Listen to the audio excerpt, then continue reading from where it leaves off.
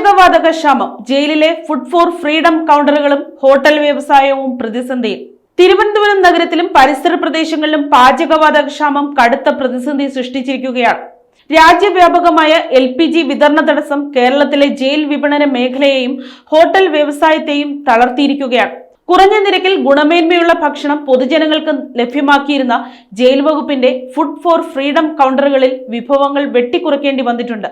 Poojappura central jail ഉൾപ്പെടെയുള്ള കേന്ദ്രങ്ങളിൽ gas സിലിണ്ടറുകളുടെ വിതരണം ഏജൻസികൾ കുറച്ചതോടെ ഉൽപാദനം നിയന്ത്രിക്കാൻ അധികൃതർ നിർബന്ധിതരായി.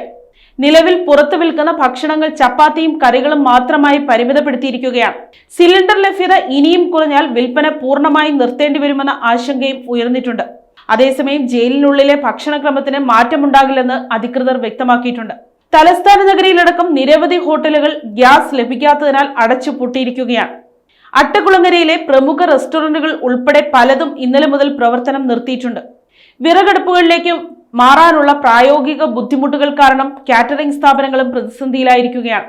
എന്നാൽ LPG ക്ഷാമത്തിൽ ജനങ്ങൾ പരിഭ്രാന്തരാകേണ്ടതില്ലെന്ന് കേന്ദ്ര പെട്രോളിയം മന്ത്രാലയം അറിയിച്ചു. LPG വഹിച്ചുകൊണ്ടുള്ള കപ്പലുകൾ 2 ദിവസത്തിനകം ഇന്ത്യയിലെത്തുമെന്നും ആഭ്യന്തര ഉൽപാദനം 25% വർദ്ധിപ്പിക്കാൻ IOCL, BPCL, HPCL കമ്പനികൾക്ക് നിർദ്ദേശം നൽകിയിട്ടുണ്ടെന്നും മന്ത്രാലയം വ്യക്തമാക്കി.